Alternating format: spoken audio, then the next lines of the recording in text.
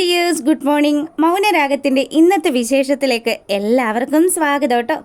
അങ്ങനെ നമ്മുടെ ഗംഗാപ്രസാദിനെ ജയിലിലെത്തി കാണുക നമ്മുടെ മനോഹർ. അപ്പം മനുവിനെ കണ്ടതും ഗംഗയ്ക്ക് വലിയ സന്തോഷമായി കേട്ടോ. ഗംഗ ഓടി വരിക. എന്നിട്ട് എടാ അളിയ എന്നാ ഉണ്ട്, നിനക്ക് സുഖമാണോ എന്ന് ചോദിക്കുക. അതെടാ എനിക്ക് പരമസുഖമാണല്ലോ.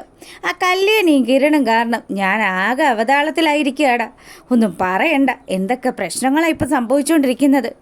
എനിക്കത് കാരണം ഇപ്പോൾ പെമ്പിള്ളേരുടെ പിന്നാലെ ഒന്നും പോകാനേ സാധിക്കുന്നില്ല. അയ്യോ, അപ്പം നീ നിൻ്റെ ബിസിനസ്സൊക്കെ നിർത്തിയോ? നിർത്തുന്ന അവസ്ഥയിലേക്കായടാ. ഇനി ഇത്രയും കാലത്തെ എൻ്റെ ഈ ഒരു അനുഭവം വെച്ച് പറയുക, ഇതുപോലെ ഒരു തിരിച്ചടി എൻ്റെ ജീവിതത്തിൽ എനിക്ക് കിട്ടിയിട്ടില്ല. അല്ല, നീ വിഷമിക്കുമൊന്നും വേണ്ട. ഇനിയിപ്പോൾ ഞാനൊന്ന് എങ്ങനെയും പുറത്തിറങ്ങിക്കഴിഞ്ഞാൽ അളിയ നിനക്ക് വേണ്ടുന്നതെല്ലാം ഞാൻ തന്നിരിക്കും. പിന്നെ അതെനിക്കറിയാലോ. അങ്ങനെ ഇവർ രണ്ടുപേരും ഓരോരോ വിശേഷങ്ങളൊക്കെ പറഞ്ഞുകൊണ്ടിരിക്കുക.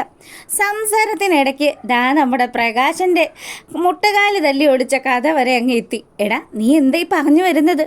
അതേന്നേ, വിക്രത്തിനെ കാണാനായിട്ട് അവൻ്റെ അമ്മൂമ്മ വന്നിട്ടുണ്ടായിരുന്നു. അവരാ പറഞ്ഞത് പ്രകാശൻ ഇപ്പോൾ ആശുപത്രിയിലാണെന്ന്. ഓ അങ്ങനെയാണല്ലേ. പക്ഷേ എൻ്റെ അമ്മായിയപ്പൻ ഇതൊന്നും അറിഞ്ഞ ലക്ഷണമൊന്നും ഇല്ല. ആശാനിപ്പം വയ്യാതെ നടു തളർന്ന് കിടക്കുകയാണ്. എല്ലാത്തിനും കാരണക്കാരനായിട്ടുള്ളത് ആ കിരണും അവൻ്റെ ഭാര്യയുമാണ്. അവർ കാരണം ഇപ്പോൾ ബാക്കിയുള്ളവൻ പൊറുതി മുട്ടി നടക്കുന്ന അവസ്ഥയിലാണ്. അവർക്കെതിരെ എന്ത് ചെയ്യാനും മുന്നിൽ നിന്ന് ഈ മനോഹർ ഓരോ കാര്യങ്ങൾക്കും മുന്നിൽ തന്നെ നിൽക്കുമെന്ന് കൂടി മനു പറഞ്ഞു. അപ്പം ഗംഗാപ്രസാദ് പറയുന്നുണ്ട്, എന്നാലും പാവം ആ പ്രകാശന് കിട്ടിയത് വലിയ പണിയായി പോയല്ലോടാ. അയാളെ അയാളുടെ അമ്മ തന്നെ അടിച്ച് വീഴ്ത്തിയില്ലേ. ഇനിയിപ്പം വിക്രത്തെ സഹായിക്കാൻ ആരാ ഉള്ളത്? എന്തു ചെയ്യാനാ. ഇപ്പം ഈ പറഞ്ഞ പ്രകാശൻ്റെ അമ്മ നേരത്തെ പ്രകാശനെ പോലെ തന്നെ ആ കല്യാണിയെ വെറുക്കുന്ന കൂട്ടത്തിലായിരുന്നു. പക്ഷെ ഇപ്പം അതല്ല കേട്ടോ അവസ്ഥ. അവരൊരുപാട് മാറി. ഇപ്പം കല്യാണി എന്ന് പറഞ്ഞാൽ അവർക്ക് ജീവനാണ്. അവൾക്ക് വേണ്ടി എന്തും ചെയ്യും അവർ. അതുകൊണ്ടായിരിക്കും സ്വന്തം മകനാണെന്ന് പോലും നോക്കാണ്ട് പ്രകാശനെ തല്ലി ശരിയാക്കിയത്. അയാളിപ്പോൾ ആശുപത്രിയിലാടാ ഉള്ളത്. ഞാനിതിപ്പം നീ പറഞ്ഞപ്പോഴാണ് അറിയുന്നത്. എന്തായാലും അളിയൻ്റെ എല്ലാ കാര്യത്തിനും ഈ മനുവിൻ്റെ ഫുൾ സപ്പോർട്ടും അളിയൻ പ്രതീക്ഷിക്കാൻ കേട്ടോ. ആ ഒരു വിശ്വാസം എനിക്കുണ്ട്. നീ എന്തായാലും സമാധാനമായിട്ട് പോയി വാ. ഞാനിവിടെ നിന്നൊന്ന് പുറത്തിറങ്ങട്ടെ. അതിനുശേഷം എല്ലാത്തിനുമുള്ള പരിഹാരം ഞാൻ തന്നെ കണ്ടെത്തി തരാമെന്നും നമ്മുടെ ഗംഗ പറഞ്ഞു. അങ്ങനെ ആ ഒരു സീൻ കഴിഞ്ഞതും നമ്മുടെ കിരണിനെയും കല്യാണിയും ഒക്കെ കാണിക്കുകയാണ്. അപ്പോൾ രണ്ടുപേരും ആശുപത്രിയിൽ നിന്നും ഇറങ്ങാൻ തുടങ്ങുന്ന സമയത്ത് അങ്ങോട്ടേക്ക് നമ്മുടെ മനോഹർ എത്തുക. മനുവിനെ കണ്ടപ്പോൾ തന്നെ, അല്ല നീ എന്താ ഇവിടെ? അല്ല ഞാനേ പ്രകാശൻ ഇവിടെ ആശുപത്രിയിൽ അഡ്മിറ്റാണെന്ന് അറിഞ്ഞു. അപ്പം ആളെ ഒന്ന് കാണാമെന്ന് വിചാരിച്ചു. കല്യാണി മാഡത്തിൻ്റെ അച്ഛനാണല്ലോ. അയ്യോ, നിനക്കല്ലാതെ പ്രകാശനുമായിട്ട് ഒരു ഇടപാടും ഇല്ലല്ലേ എന്ന് കിരൺ ചോദിക്കുക. അപ്പം തന്നെ മനു പറയുന്നുണ്ട്, എനിക്കൊരു ഇടപാടും ഇല്ല. ഞാൻ എന്തിനാ അയാളുമായിട്ട് ഇടപാട് വയ്ക്കുന്നത്? അയാളെയൊന്നും എനിക്ക് തീരെ ഇഷ്ടമല്ല. ഇനി അധികം സംസാരിക്കാനും പറ്റില്ലല്ലോ. ഇവരെ പോലെയുള്ള മനുഷ്യരൊക്കെ കാരണം എന്തൊക്കെ പ്രശ്നങ്ങളാ കിരൺ സാറും കുടുംബവും ഒക്കെ അനുഭവിക്കുന്നത്.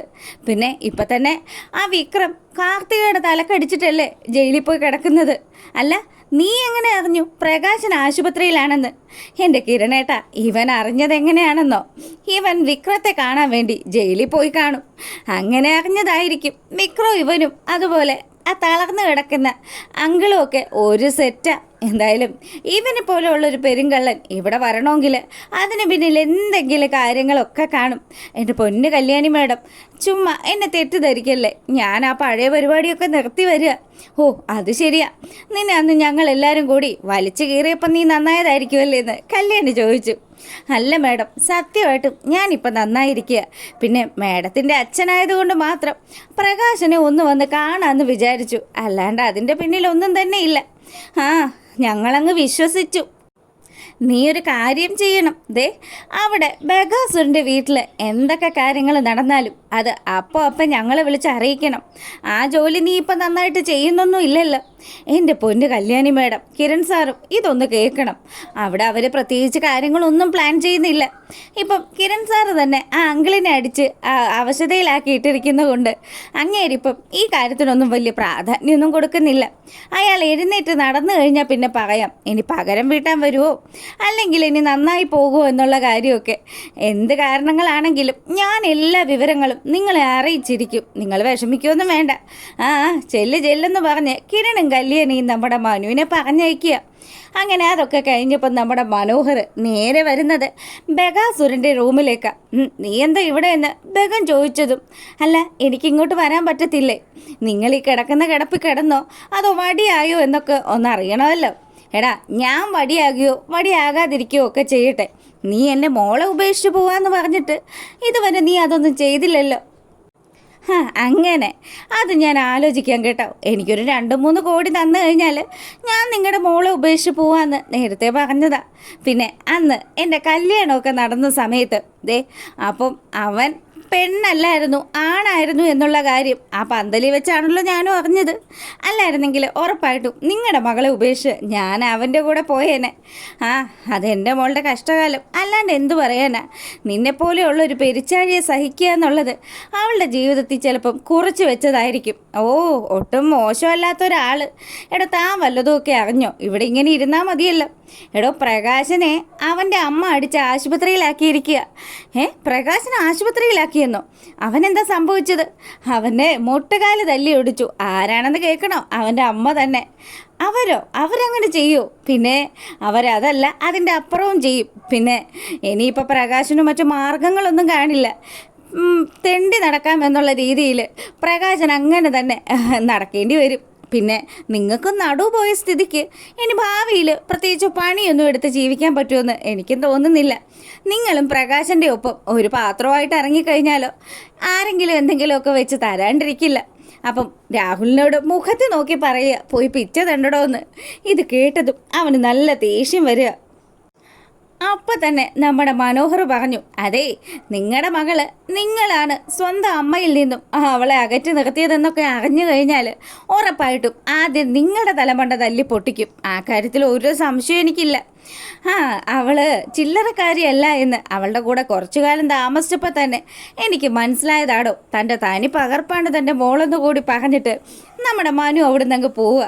പിന്നീടാണെങ്കിൽ ബാലണ്ണൻ്റെ ആ ഒരു വർക്ക്ഷോപ്പ് കാണിക്കുക കേട്ടോ. അപ്പം അണ്ണൻ അവിടെ ചില പരിപാടികളൊക്കെ ചെയ്തുകൊണ്ട് നിൽക്കുമ്പം നമ്മുടെ കിരണും കല്യാണിയും കൂടി അങ്ങോട്ടേക്ക് വരിക.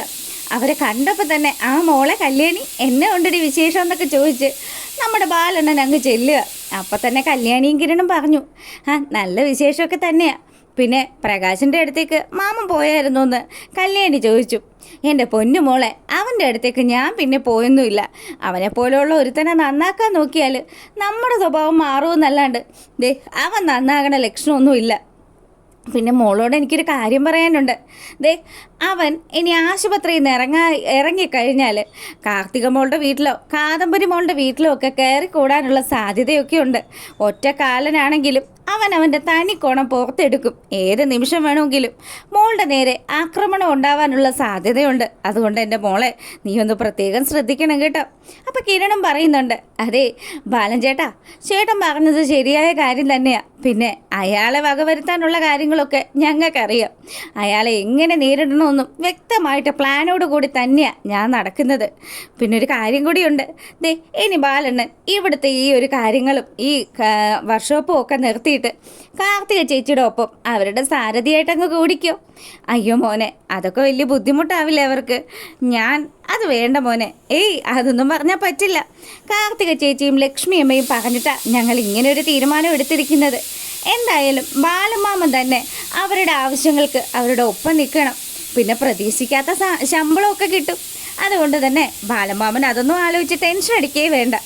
അങ്ങനെയാണെങ്കിൽ ഒരു കാര്യം ചെയ്യാം മോളെ, ഈ വർക്ക്ഷോപ്പിലുള്ള സാധനങ്ങളൊക്കെ കിട്ടുന്ന വിലയ്ക്ക് വിറ്റിട്ട് ഞാൻ അവരുടെ കൂടെ കൂടിക്കോളാം. അവർക്ക് അത്രയും വലിയ കാര്യമായ സ്ഥിതിക്ക് ഞാനും അതുപോലെ തന്നെ തിരിച്ചു നിൽക്കണമല്ലോ. അല്ലെങ്കിലും നല്ല കുടുംബക്കാരവർ. അങ്ങനെയൊക്കെ ബാലൻ പറഞ്ഞതും നമ്മുടെ കല്യാണി അവളുടെ കയ്യിൽ കരുതിയിരുന്ന കുറച്ച് പണം എടുത്ത് ബാലൻ്റെ കയ്യിലേക്ക് കൊടുക്കുക. എന്താ കല്യാണി മോളെ ഇത്? എപ്പോഴും എന്നെ കാണുന്ന സമയത്തൊക്കെ മോള് പൈസ തരുന്നുണ്ടല്ലോ. എൻ്റെ ബാലമാമേ, അച്ഛൻ ഞങ്ങളെ വെറുത്തിരുന്ന സമയത്ത്, അതായത് എൻ്റെ കുട്ടിക്കാലം മുതലേ ബാലമാമ മാത്രമേ എന്നെ എൻ്റെ അമ്മയൊക്കെ സപ്പോർട്ട് ചെയ്ത് സംസാരിച്ചിട്ടുള്ളൂ. അതുകൊണ്ട് അതിൻ്റെ ഒരു സ്നേഹം കൊണ്ടല്ലേ ഞാനിതൊക്കെ തരുന്നത്. ഇതൊരു മോള് തരുന്നതായിട്ട് കരുതി ബാലമാമ വാങ്ങിക്കണമെന്ന് പറഞ്ഞ് നമ്മുടെ കല്യാണി ആ കാശ് പുള്ളിക്കാരൻ്റെ കയ്യിലേക്ക് കൊടുക്കുക. ആൾക്ക് വലിയ സന്തോഷമായിട്ടോ. അങ്ങനെ അതൊക്കെ കഴിഞ്ഞപ്പോഴാണെങ്കിലോ നമ്മുടെ കാർത്തിക ആശുപത്രിയിൽ നിന്നും ഡിസ്ചാർജ് ആക്കിയതിന് ശേഷം നമ്മുടെ കാർത്തികയും ലക്ഷ്മിയമ്മയും അതുപോലെ കാർത്തികയ്ക്കും ലക്ഷ്മിയമ്മയ്ക്കും കൂട്ടായിട്ട് നമ്മുടെ താരാൻ്റിയെ കൂടി വീട്ടിലേക്ക് എത്തിക്കുകയാണ് കിരണും കല്യാണിയും. അപ്പം കാർത്തികയാണെങ്കിൽ ഇറങ്ങിയപ്പോൾ പറഞ്ഞു, താരാൻ്റിക്ക് ബുദ്ധിമുട്ടാവില്ലേ കല്യാണി? എൻ്റെ മോളെ, താരാൻ്റിക്ക് ഒരു ബുദ്ധിമുട്ടും ആവില്ല. ദേ, താരാൻ്റിക്ക് നിങ്ങളുടെയൊക്കെ കൂടെ നിൽക്കാൻ പറ്റാത്തതിലാണ് സങ്കടം. പിന്നെ അറിയാലോ, അയൽവക്കത്തെ വീട്ടിലാണ് താരാൻ്റിയുടെ മോളുള്ളത്. അവളാണെങ്കിൽ ഒരു അല്പസമയം പോലും ആ കുഞ്ഞിനെ ഒന്ന് താരാൻ്റിയെ കാണിക്കാനുള്ള മനസ്സ് പോലും കാണിക്കത്തില്ല. അങ്ങനെയുള്ള സരയിനെ കുറിച്ച് ആലോചിച്ചിരിക്കുന്നതിലും ഭേദം ദേ താരാൻ്റി ഇവിടെ കാർത്തിക ചേച്ചിയുടെയും ലക്ഷ്മിയമ്മയുടെയും കൂടെ കഴിയുന്നത് തന്നെയായിരിക്കും ബെറ്റർ. അങ്ങനെ അവരൊക്കെ വലിയ സന്തോഷത്തിൽ ആ ഒരു വീട്ടിലേക്ക് കയറുക. അപ്പം നമ്മുടെ ലക്ഷ്മിയമ്മ കിരണിൻ്റെ അടുത്ത് പറഞ്ഞു, മോനെ, എന്തുമാത്രം സന്തോഷമുണ്ടെന്നോ ഇപ്പം എൻ്റെ മോള് തിരികെ ജീവിതത്തിലേക്ക് വരാനുള്ള കാരണം തന്നെ ദേ കിരണും അതുപോലെ കല്യാണിയും ഒക്കെ തന്നെയാണ്. പിന്നെ അറിയാലോ, ഞങ്ങൾ ആ ഗംഗാപ്രസാദിനെ ഭയന്ന് എത്ര കാലം ജീവിച്ചതാ. എൻ്റെ അമ്മേ, ഒന്നും വിചാരിക്കണ്ട. ഗംഗാപ്രസാദിനെ ഭയന്നാണ് നിങ്ങൾ ചെന്നൈയിൽ നിന്ന് ഇവിടെ എത്തിയതെങ്കിലും ദേ നിങ്ങൾക്ക് ഇപ്പോൾ ഇവിടെ അപകടം ഉണ്ടാക്കിയത് ആരാ? അവനല്ലേ, ആ വിക്രം. അതുകൊണ്ട് നമ്മൾ പ്രതീക്ഷിക്കുന്ന പല ആൾക്കാരും അവരായിരിക്കില്ല നമ്മുടെ ജീവിതത്തിലെ യഥാർത്ഥ വില്ലന്മാരായിട്ട് വരുന്നത്. ദേ ഇപ്പം വിക്രത്തെ പോലെ ആരെങ്കിലുമൊക്കെ ഉണ്ടാവും. അങ്ങനെ ഇവർ ഈ കാര്യങ്ങളൊക്കെ സംസാരിച്ച് നിൽക്കുമ്പം നമ്മളെ കാണിക്കുന്നത് നമ്മുടെ സരയുനെയാണ് കേട്ടോ. അപ്പോൾ സരയു മനുവിൻ്റെ ഫോൺ എടുത്ത് ചെക്ക് ചെയ്യാൻ തുടങ്ങുക. ഇതിൻ്റെ പാസ്വേഡ് എന്താണെന്ന് ഓർക്കുന്നില്ലല്ലോ. അങ്ങനെ ഒരുവിധം അവൾ ആ പാസ്വേഡ് ഓർത്തെടുത്ത് ആ ഫോൺ ലോക്ക് അഴിച്ചതും നമ്മുടെ മനുവും അതുപോലെ വരുണും കൂടി നിൽക്കുന്ന ആ ഒരു ഫോട്ടോ കണ്ടു. അപ്പം തന്നെ സരയിനാണെങ്കിൽ ശരിക്കും ടെൻഷനായി. മനുവേട്ടനൊരു പെണ്ണിൻ്റെ കൂടെ നിൽക്കുകയല്ലേ, ഇതേതാ ഇവള് എന്നുള്ള രീതിയിൽ ചിന്തകളായി. അങ്ങനെ അവൾ ടെൻഷൻ അടിച്ചിരിക്കുമ്പോഴാണ് കുളിയും കഴിഞ്ഞ് നമ്മുടെ മനു എത്തുന്നത്. മനോഹറാണെങ്കിലോ തൻ്റെ ഫോണും പിടിച്ച് നിൽക്കുന്ന സരയുനെ കണ്ടതും ഓടി സരയുൻ്റെ അടുത്തേക്ക് വന്നു. എന്താ സരയു നീ കാണിക്കുന്നത്? ഇതാരോട് ചോദിച്ചിട്ടാണ് നീ എൻ്റെ ഫോൺ എടുത്തത്? അതെന്താ മനുവേട്ട അങ്ങനെ? മനുവേട്ടൻ്റെ ഫോൺ എടുക്കണമെങ്കിൽ ഞാൻ ആരോട് അനുവാദം ചോദിക്കേണ്ടത്? അതിപ്പം വലിയ കളിയായല്ലോ. നിനക്ക് എൻ്റെ സംശയമാണോടിയെന്ന് മനു ചോദിക്കുക. അപ്പം തന്നെ സരയു ആ ഫോണിൽ അവൾ കണ്ട ആ ഫോട്ടോ എടുത്തു വെച്ച് കാണിച്ചതും ശരിക്കും നമ്മുടെ വന്ദനയായിട്ട് വന്ന വരുണാണ് അത് എന്നുള്ള രീതിയിൽ നമ്മുടെ മനോഹർ സരയുനെ പറഞ്ഞ് കോംപ്രമൈസ് ചെയ്യാൻ ശ്രമിക്കുക. നിങ്ങൾ ഇതൊക്കെ എന്നെ ഇട്ട് കാണിച്ചെങ്കിലും ഒരാണിനെ പെണ്ണാക്കി കമ്പ്യൂട്ടറിലൂടെ മാറ്റാനൊക്കെ പറ്റും, അതൊക്കെ എനിക്ക് മനസ്സിലായി. പക്ഷേ നിങ്ങളെ ഞാനിപ്പോൾ സംശയിച്ചു തുടങ്ങിയിരിക്കുക. ഇത്രയും കാലവും എനിക്ക് നിങ്ങളെ വലിയ സംശയമൊന്നും ഇല്ലായിരുന്നു. പക്ഷേ ഇപ്പം എനിക്കതെൻ്റെ മനസ്സിലിങ്ങനെ തോന്നി തുടങ്ങിയിരിക്കുക. എന്തായാലും മനുവേട്ടൻ എന്തൊക്കെയോ കാര്യങ്ങൾ എന്നെ നിന്ന് ഒളിച്ചു വയ്ക്കുന്നുണ്ട്. ദേ ഒരു കാര്യം ഞാൻ പറഞ്ഞേക്കാം, എന്നെ എങ്ങാനും പറ്റിച്ചു കഴിഞ്ഞാൽ പിന്നെ നിങ്ങളെയും കൊല്ലും, ഞാൻ ജയിലിലും പോവും. അതായിരിക്കും ഈ സരയുൻ്റെ ലാസ്റ്റത്തെ ഡിസിഷൻ. എൻ്റെ പൊന്ന് സരയു, നീ എന്നെ തെറ്റിദ്ധരിക്കല്ലേ. ഞാനൊരിക്കലും നിന്നോട് ഒരു തെറ്റും ചെയ്യില്ല എന്ന് മനോഹർ ആണയിട്ട് പറയുമ്പം ഇതൊക്കെ നോക്കി നിൽക്കുന്ന നമ്മുടെ ശാരിയെ കാണിച്ചുകൊണ്ടാണ് ഇന്നത്തെ വിശേഷം അവസാനിക്കുന്നത്. എന്തായാലും എന്താ സംശയത്തിൻ്റെ ആ ഒരു കാര്യങ്ങളൊക്കെ സരയുൻ്റെ മനസ്സിൽ അങ്ങനെ വളർന്നു വന്നുകൊണ്ടിരിക്കുക. അപ്പം ബാക്കി വിശേഷമായിട്ട് വൈകുന്നേരം വരാം. അപ്പോൾ ഓക്കെ, താങ്ക് യു.